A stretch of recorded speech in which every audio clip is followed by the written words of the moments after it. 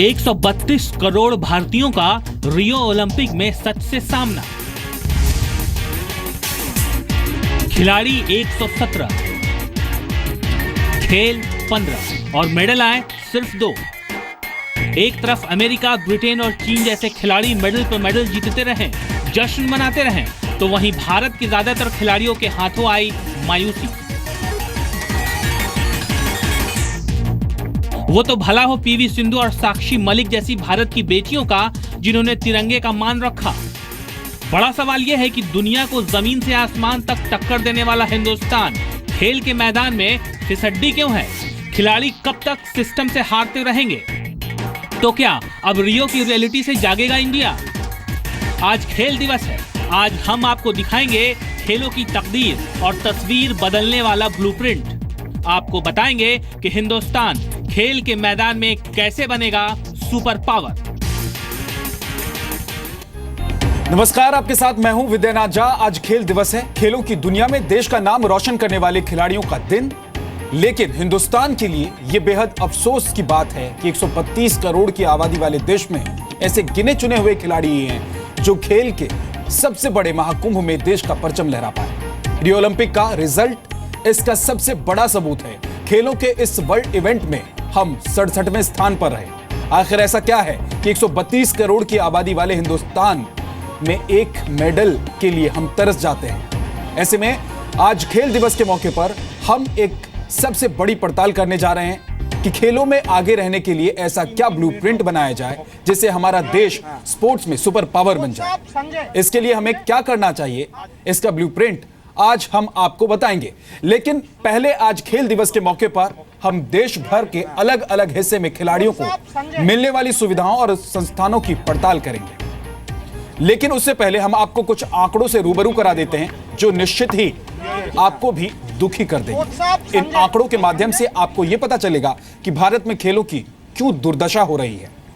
भारत ने इस बार Rio Olympic की तैयारियों पर 120 करोड़ रुपए खर्च किए हैं। 4 वर्ष में एक बार होने वाले ओलंपिक पर भारत ने सिर्फ 120 करोड़ रुपए खर्च किए हैं, जबकि बेंगलुरु के इंडियन इंस्टीट्यूट ऑफ साइंस पर इस साल 120 करोड़ रुपए, इग्नू पर 107 करोड़ रुपए और school of planning and agriculture पर इस साल 86 करोड़ रुपए खर्च किए गए हैं। यही नहीं, केंद्र सरकार ने देश की 40 सेंट्रल यूनिवर्सिटी पर एक वर्ष में 5621 करोड़ रुपए से ज्यादा का खर्च किया है। सरकार ने देश के 22 आईआईटीज पर 4135 करोड़ रुपए से भी ज्यादा का खर्च किया है एक वर्ष में। यही नहीं, 31 एनआईटीज पर भी 2577 करोड़ रुपए और देश के आईआईएम्स पर 463 करोड़ रुपए खर्च किए गए हैं सिर्फ एक साल के भीतर। यानी कि सरकार का खेलों से ज्यादा जोर पढ़ाई पर है।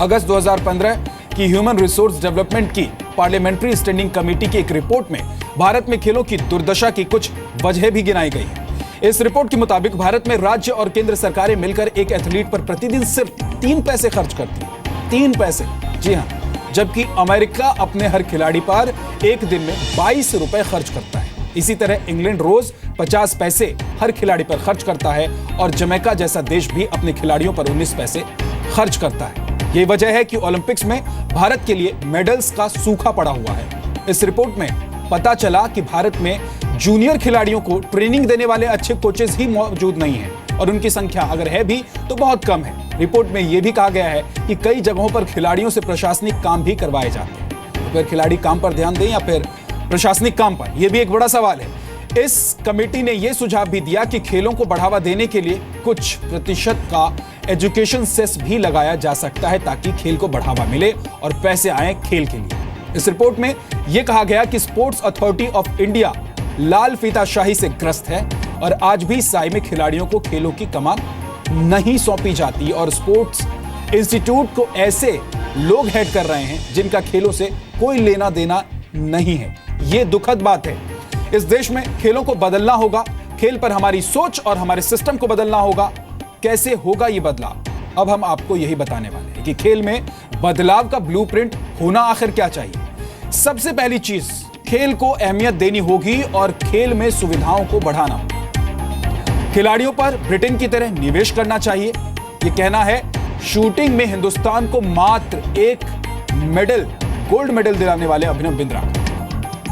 दूसरा अहम बदलाव जो हमें करना चाहिए कि हिंदुस्तान को खेल की महाशक्ति बनाने के लिए पूरे सिस्टम को बदलने की जरूरत है। नीचे से ऊपर तक बदलाव जो होंगे अगर तो ही कामयाबी हासिल की जा सकती है। ग्रास रूट लेवल पर खिलाड़ियों को तैयार किया जाए, ये कहा है बैडमिंटन में सिल्वर जीतने वाली पीवी सिंधु के कोच पी गोपी चंद। देश में कैसे खेलों को बढ़ावा मिले और हम स्पोर्ट्स में सुपर पावर बने, इसके लिए रियो ओलंपिक में रेसलिंग में ब्रॉन्ज मेडल जीतने वाली साक्षी मलिक ने भी कई सलाह दी है। जी मीडिया से खास बातचीत में उन्होंने कहा है कि खिलाड़ियों को अच्छी ट्रेनिंग के साथ बेहतर सुविधाएं दी जानी चाहिए। ओलंपिक में बड़ी कामयाबी के बाद अब अगला पड़ाव है साक्षी मलिक के लिए, खेल रत्न बनने जा रही हैं। साक्षी हमारे साथ है। साक्षी, खेल रत्न साक्षी मलिक एक ओलंपिक मेडलिस्ट के बाद, इसको कैसे बयान करेंगी? जी, मेरे लिए बहुत खुशी की बात है कि मुझे खेल रत्न से सम्मानित किया जा रहा है। खेल रत्न की मैंने कभी नहीं सोची थी। मुझे यूं था कि साक्षी मलिक अर्जुन अवार्ड ही कब जुड़ेगा मेरे साथ, हमेशा से यही रहती थी। तो अभी ये मिल रहा है तो मेरे लिए बहुत प्राउड की बात है। जी साक्षी, एक बहुत खास दिन पर यह अवार्ड दिया जाता है जो खेल दिवस है, और अब बहुत सी बातें की जा रही है कि भारत कैसे एक स्पोर्टिंग नेशन बन पाएगा। आपके सुझाव क्या है? आप एक ओलंपिक मेडलिस्ट हैं, और तो क्या सुझाव आप देती हैं कि भारत को क्या ऐसा करना चाहिए कि खेलों में भी वो उतना बढ़ पाए जितना बाकी जगह में है? मैं ऐसे तो सब खेल के बारे में तो क्या बता सकती हूँ। मैं तो बस अपनी रेसलिंग को जानती हूँ, उसके बारे में बता सकती हूँ कि खेल में बढ़ावे के लिए मतलब थोड़ी मतलब हर छोटी चीजें का ध्यान रखा जाना चाहिए।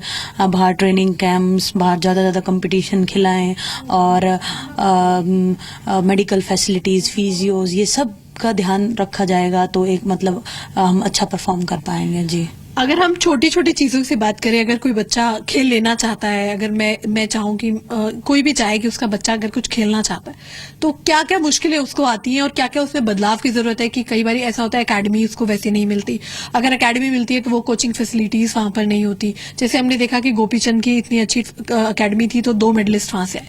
ऐसी कौन सी चीजें आपको लगता है होनी चाहिए? शुरू में तो देखो सबको प्रॉब्लम्स आती है, मुझे भी प्रॉब्लम आई थी।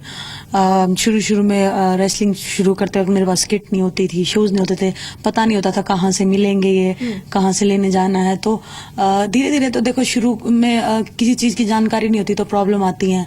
और मैंने शुरू किया था जब गवर्नमेंट ने मतलब एक नर्सरी टाइप अकेडमी कुछ था, तो जब उन्होंने मतलब फैसिलिटी प्रोवाइड की थी एक बच्चे के अकॉर्डिंग, उन्होंने जो भी ठीक था वो किया। और जैसे जैसे हम मेडल्स देते हैं वो अपनी फैसिलिटीज भी बढ़ाते जाते हैं। बस ये है कि गांव में और गांव में कई जगह में मतलब मैट्स नहीं है। मेरे पास मेरा वेलकम हो रहा था तो कई लड़कियां आके बोल रही थी कि दीदी प्लीज बोलो ना हमारे लिए मैट लगवा दें, एक मैट लगवा दें। तो आप बहुत से देशों में गई हैं, अपनी ट्रेनिंग के लिए भी गई हैं, और एक्सपोजर आपको बहुत से बाकी देशों के खिलाड़ी के साथ भी मिला है। क्या आप डिफरेंसेस देखती हैं वहां के स्पोर्टिंग कल्चर में? अगर हम चाइना की बात करें, रशिया की बात करें, अमेरिका की बात करें, और भारत में वो चीज नहीं है, क्या डिफरेंस है? डिफरेंस तो बहुत है। अभी हम गए थे रियो में तो हम एक दूसरे की किट देख के मतलब बहुत ही होते थे, देख जापान वालियों की किट कितनी अच्छी है। तो आपने सुना, ये साक्षी मलिक हैं जो इस बार मेडल रियो ओलंपिक से लेकर आई हैं। और एक एक मेडल के लिए आखिर हिंदुस्तान, 132 करोड़ की जनसंख्या वाला हिंदुस्तान क्यों मोहताज हो जाता है? क्या हिंदुस्तान सुपर पावर नहीं बन सकता है खेल की दुनिया का? इसी पर बात करने के लिए हमारे साथ दीप भाटिया, महासचिव हरियाणा स्टेट राइफल एसोसिएशन के, और साथ ही डॉक्टर सुनीता गोदारा, आप एशियन गोल्ड मेडलिस्ट हैं, हमारे साथ जुड़ गई हैं। बहुत बहुत स्वागत है आप दोनों मेहमान का जी न्यूज पर। लेकिन सवाल सबसे बड़ा यही है सुनीता गोदारा जी कि आखिर हिंदुस्तान सुपर पावर क्यों नहीं बन सकता है और कैसे बन सकता है?